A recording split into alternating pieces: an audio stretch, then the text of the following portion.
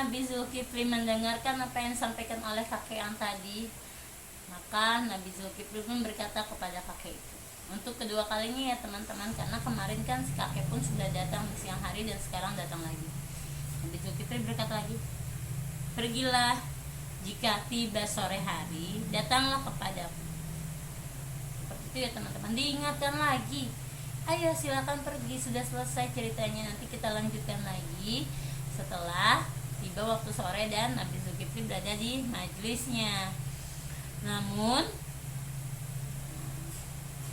saat itu Nabi Zulkifli pun tetap telah kehilangan waktu istirahatnya.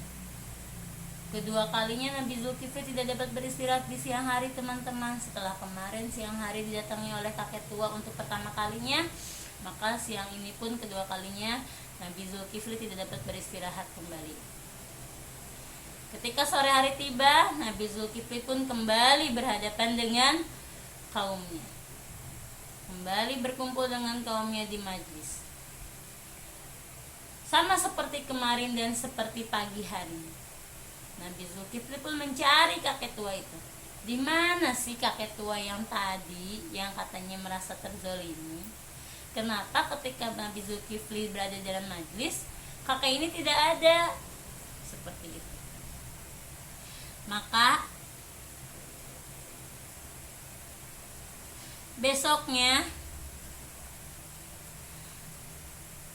ketika Nabi Zulkifli pun berpesan kepada orang-orang yang ada di rumahnya, pada keluarganya, jangan biarkan seseorang mendekati pintu ini sampai aku tidur. Sungguh kantuk ini membuatku sangat ingin beristirahat. Insya Allah ya teman-teman, Nabi Zulkifli benar-benar kelelahan. Di siang hari dia berpuasa dan menyelesaikan masalah yang ada pada kaumnya, dan kemudian di malam harinya dia mengerjakan sholat sepanjang malam tanpa harus merasa lelah dan tidak boleh marah. Namun dengan kehadiran kakek tersebut, Nabi Zulkifli pun akhirnya merasakan sangat kantuk, sangat mengantuk, sehingga dia sangat memerlukan istirahat. Kira-kira kalau kita bisa tidak ya, tidak beristirahat seperti itu, di siang hari tidak tidur siang dan di malam hari pun kita tidak tidur. Insya Allah ya. Mungkin kalau Bu Siti belum siap, belum mampu. Apakah teman-teman ada yang mampu? Tentunya tidak ya, karena teman-teman juga sangat memerlukan istirahat.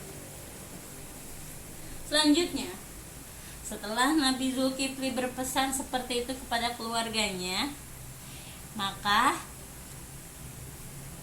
tepat pada saat itu datanglah kakek tua yang menjadi iblis yang menjadi kakek tua tadi. Dan kemudian mengetuk pintunya. Namun anggota keluarga Nabi Zulkifli, sebagaimana tadi sudah diamanahkan oleh Nabi Zulkifli, mereka berkata, tetaplah di belakang, tetaplah di belakang. Jadi tidak perlu masuk, tidak usah masuk, di luar saja. Nah, iblis menjawab, aku telah datang kepadanya kemarin dan dia telah menyebutkan masalahku dan aku pun telah menyebutkan masalahku padanya. Jadi kata iblis tuh ketika mengetuk pintu, kemudian kata keluarga Nabi Zulkifli tadi, di luar saja atau tetaplah di belakang, tidak usah masuk, tidak usah bertemu dengan Nabi Zulkifli karena Nabi Zulkifli sedang istirahat. Namun iblis bilang, aku sudah menyampaikan permasalahanku kepadanya kemarin. Hari ini aku ingin bertemu lagi dengan dia karena masalahku belum selesai. Nah, akhirnya pengawalnya, karena sekarang Nabi Zulkifli kan sudah jadi pemimpin ya, jadi punya pengawal nih. Pengawalnya berkata, kamu tidak boleh masuk, demi Allah. Insya Allah, bersumpah hanya dengan nama Allah ya teman-teman. Nabi Zulkifli telah menyuruh kami, memerintahkan kepada kami agar tidak ada satu orang pun yang masuk dan membiarkan siapapun untuk mendekatinya. Dia tidak boleh dia masuk, teman-teman, sebagaimana dipesan Nabi Zulkifli. Walaupun Nabi Zulkifli tidak marah, tapi Nabi Zulkifli sudah menyampaikan kepada keluarganya atau mungkin ke orang-orang yang ada di rumahnya bahwa Nabi Zulkifli perlu istirahat dan tidak ada orang yang boleh masuk mendekatinya. Masya Allah, dan orang-orang rumahnya pun mengikuti permintaan dari Nabi Zulkifli. Namun teman-teman, kita kan tahu ya kalau kakek tua itu sebenarnya adalah iblis ya, bukan kakek tua ya.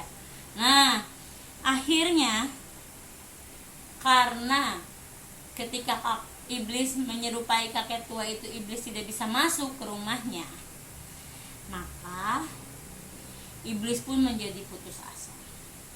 Iblis akhirnya masuk ke dalam lubang dinding yang ada di balik di dinding rumah Nabi Zulkifli. Teman-teman tahu maksudnya lubang dinding? Nah, lubang dinding itu maksudnya sebagai ventilasi udara ya, teman-teman. Lubang kecil artinya ventilasi udara itu tidak mungkin bisa kita masuk ke dalamnya kan, ke dalam rumah melalui ventilasi udara. Tapi karena dia iblis, jadi dengan secara tiba-tiba dia sudah berhasil masuk ke dalam rumah Nabi Zulkifli. Dia mengetuk pintu di luar pintu rumah, tapi tidak boleh masuk. Kemudian iblis pun yang tadinya berubah jadi kakek tua akhirnya menjadi iblis kembali dan masuk ke dalam rumah Nabi Zulkifli melalui ventilasi udara, melalui lubang yang dinding yang ada di rumahnya. Dan apa sih yang dilakukan oleh iblis itu? Iblis pun mengetuk pintu rumahnya. Bagaimana suara ketukan pintu?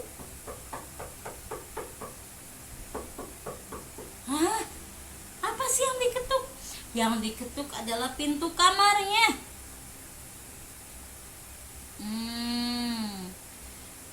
Tapi mengetuknya dari dalam kamar. Sampai akhirnya Nabi Zulkifli pun terbangun. Nabi Zulkifli pun berkata, "Wahai Fulan, wahai kakek tua, bukankah aku telah menyuruhmu untuk tidak datang sekarang?"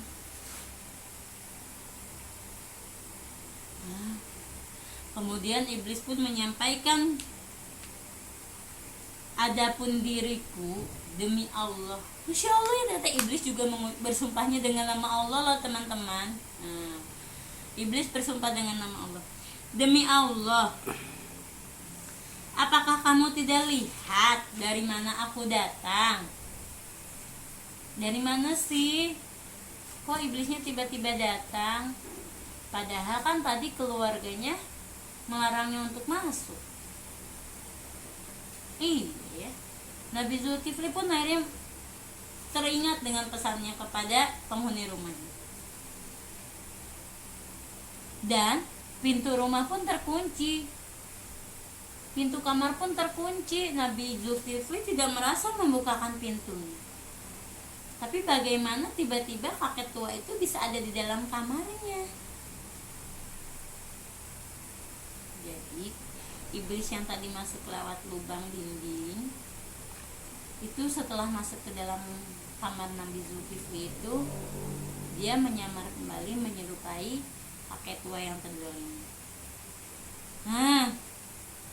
Barulah di situ Nabi Zulkifli menyadari ada hal yang aneh, bagaimana caranya kakek tua itu bisa ada di dalam rumah. Maka Nabi Zulkifli langsung berkata, Apakah kamu musuh Allah? Nah, teman-teman, dari sini kita tahu ya, ternyata iblis itu tidak hanya musuh kita, tapi juga musuh Allah. Karena iblis sudah menunjukkan kesombongannya di hadapan Allah ketika Allah memerintahkan iblis, malaikat, dan seluruh penghuni langit untuk bersujud kepada Adam. Nah, mulai saat itu iblis menjadi musuh Allah dan musuh umat manusia semuanya. Maka iblis pun menjawab, "Ya, engkau telah membuat aku putus asa." Iblis pun bisa putus asa, teman-teman. Kenapa putus asa? Karena dia tidak berhasil menggoda Nabi Zulkifli. Nah, Bu Siti bacakan ya. "Ya, engkau telah membuatku putus asa dalam segala sesuatu. Maka aku lakukan perbuatan yang kau saksikan dan membuatmu marah." Masya Allah, teman-teman. Saking kekeh semangatnya, harus ingin menggoda keras kepalanya tuh iblis, ingin menggoda Nabi Zulkifli supaya Nabi Zulkifli tidak dapat melaksanakan amanah. Apa sih tadi amanahnya? Ya, amanahnya adalah syarat yang disampaikan oleh Raja Ilyasa ketika akan menunjuk orang yang akan menggantikannya sebagai seorang pemimpin di kalangan kaumnya. Nah, ke saat itu Nabi Zulkifli kan mengangkat tangannya, bersedia untuk memenuhi ketiga syarat itu. Nah, itu artinya Nabi Zulkifli sudah siap dengan amanah yang disampaikan oleh Raja Ilyasa, sehingga iblis menggodanya. Kita semua tahu ya, teman-teman, bahwa iblis itu tidak suka terhadap orang-orang yang senantiasa melaksanakan amanah. Iblis itu tidak suka terhadap orang-orang yang taat kepada Allah, karena melaksanakan amanah termasuk salah satu ketaatan kepada Allah. Seperti itu ya, teman-teman. Jadi saking putus asanya iblis, karena iblis itu penasaran dengan Nabi Zulkifli, benar atau tidak sih orang yang mengajukan diri, orang yang mengangkat tangan ini siap melaksanakan puasa di siang hari, sholat di malam hari, dan tidak akan marah, atau hanya ucapannya saja. Tapi ternyata iblis pun sudah membuktikannya. Nabi Zulkifli ini orang yang sangat melaksanakan amanah. Nah, teman-teman, tetapi Zulkifli ini adalah julukan yang artinya orang yang siap menanggung beban, karena bebannya tadi atau amanahnya tadi di tengah-tengah manusia, dia tidak marah, dia memutuskan masalah yang ada pada manusia, dan ketika dia merasa tidak nyaman, dia pun tidak marah. Barakallahu fiik, teman-teman. Cukup sekian sirah Nabi Zulkifli, semoga dapat bermanfaat, semoga teman-teman dapat mengambil ibrahnya. Dan apa saja sih, salah satu hikmahnya adalah sebagai manusia hendaklah kita senantiasa melaksanakan amanah, yang mana amanah itu kelak akan dipertanggungjawabkan di hadapan Allah pada yaumul hisab. Barakallahu fiik. Assalamualaikum warahmatullahi wabarakatuh.